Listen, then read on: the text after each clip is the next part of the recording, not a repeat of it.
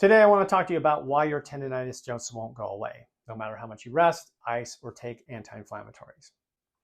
Hey, I'm Dr. Jason Barker. For 23 years, I've helped athletes boost performance, recover faster, and stay injury-free. As an athlete myself, I want to share some science-backed strategies on training, recovery, supplements, and natural medicines to help you stay strong, healthy, and performing at your best. So here's the truth. In many cases, it's not tendonitis at all. So let me explain. The word tendonitis means inflammation of a tendon. And if you've got a brand new injury, inflammation is always going to be a part of that picture. But if your pain has been going on for more than a few weeks or longer, what you're probably actually dealing with is tendinosis. Now, I'm not just splitting words here, but this is a really important distinction. Tendinosis isn't about inflammation, it's about degeneration. After time, the collagen fibers in the tendon become frayed, disorganized, and weak. They will continue to generate pain in the state as well. And when scientists look at these tendons under a microscope, they don't see inflammatory cells. They see scar tissue, disrupted collagen, poor vascularization, or organization of those blood vessels. In other words, it's not an inflammatory process. It's a disorganized, disrupted attempt at healing. That's why treating it like inflammation, icing it, resting it, or popping NSAIDs might give you some short-term relief, but it won't solve the problem. So let's talk about what does. One important tool are proteolytic enzymes like bromelain, serrapeptase, and papain. These enzymes work by breaking down damaged proteins, scar tissue, and metabolic waste that build up in that injured tissue.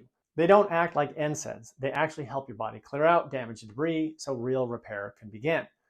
Clinical studies have shown that proteolytic enzyme blends reduce swelling, accelerate tissue healing, and also improve recovery, especially when you take them on an empty stomach, so that they can work systemically. Be careful here. If you take them with food, they'll digest it rather than be absorbed systemically.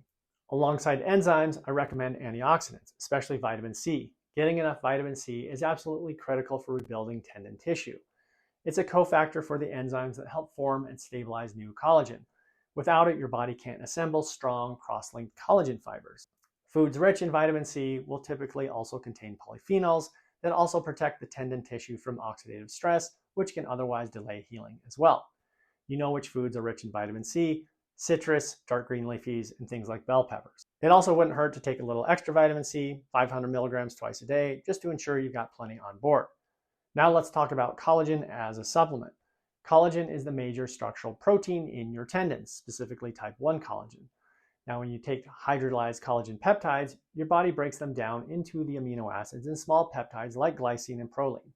These are the raw materials that your body needs to rebuild tendon tissue. But beyond that, some of these peptides actually act like signals. They stimulate your tendon cells to produce more collagen.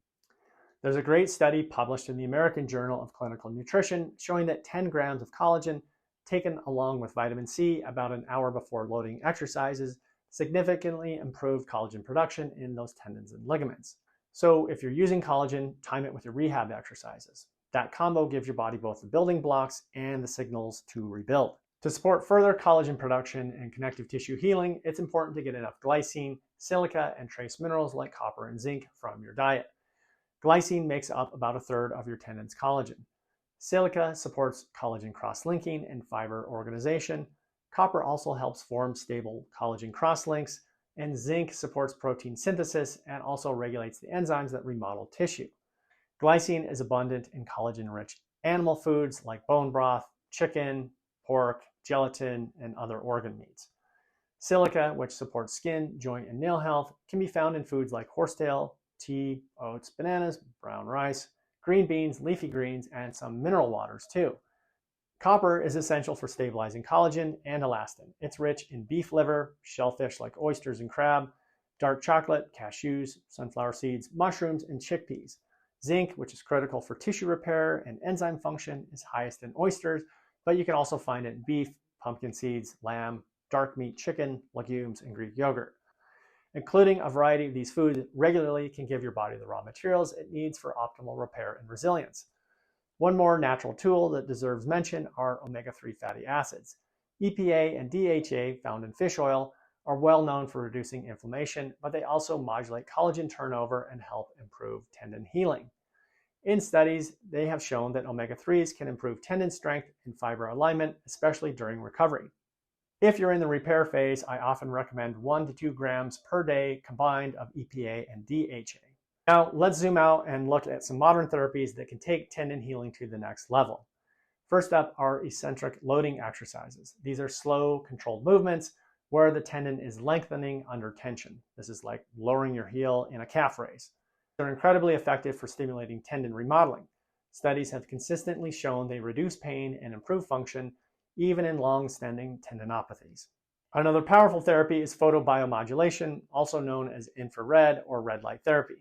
This non-invasive therapy helps reduce oxidative stress in the tendon, improves mitochondrial energy production, and also stimulates tissue regeneration. It's been shown to help conditions like Achilles and plantar tendinopathies. Then there's platelet-rich plasma, or PRP. PRP delivers your body's own growth factors directly to the damaged tendon. It can stimulate tenocyte activity, enhance collagen synthesis, and also support vascularization of that area.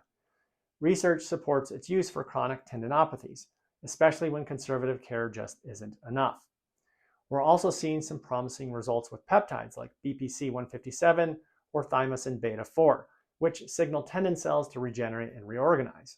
And in more advanced settings, tools like low-intensity pulsed ultrasound and even stem cell therapies are being explored for difficult cases. So let me pull this all together for you. If your tendon pain has been going on for more than a few weeks or longer, you're more than likely dealing with tendinosis, not inflammation. And that means you need a new approach.